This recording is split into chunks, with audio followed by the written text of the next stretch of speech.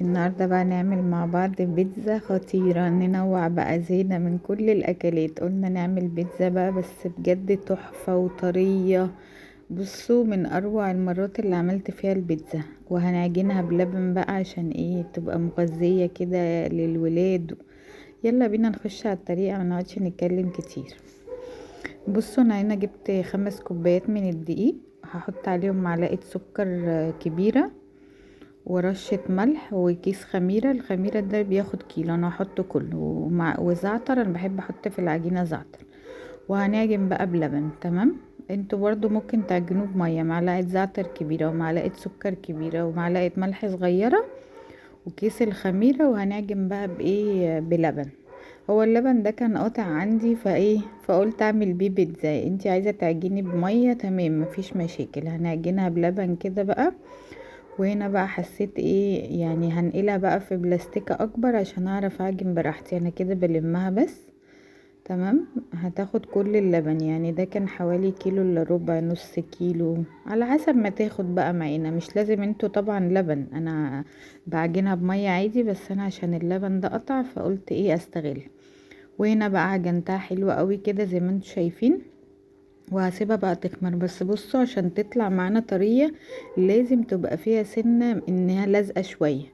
هسيبها بقى ايه تخمر. هي خدت معايا ساعة، يعني ساعة وكانت خمرت بقى وهتشوفوها بقى لما تخمر. بصوا، هنا كانت ربع البلاستيكة. تمام. اما تطلع بقى لفوق خالص كده زي ما انتوا شفتوا يبقى خمرت. بصوا، ملت كل البلاستيكة كده، خمرت بقى.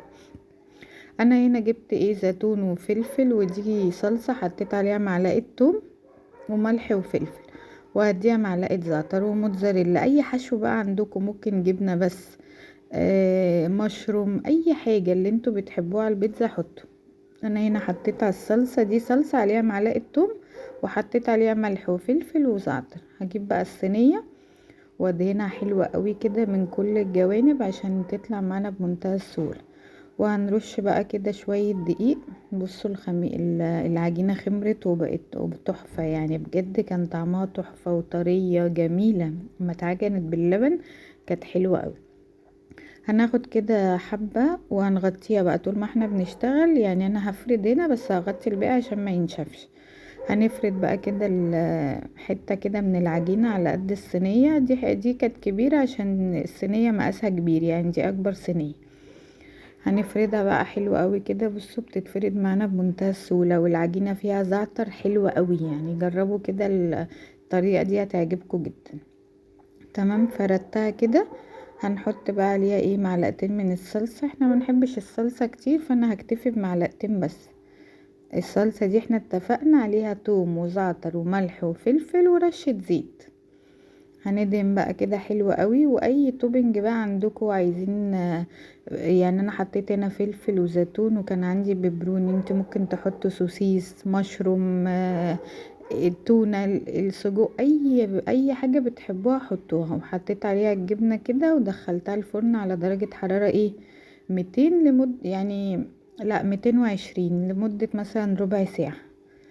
بصوا، انا هنا هعمل صينيتين وهشيل الباقي، يعني تفضى هي حتة كده هشيلها في الفريزر.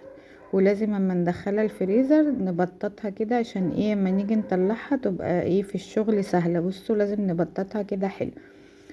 هنعمل بقى صينيتين بنفس الطريقة كده زي ما انتوا شفتوا. هو بقى ايه، يعني انتوا بقى عايزين تغيروا التوبينج براحتكم. انا بحب البيبروني فعملته.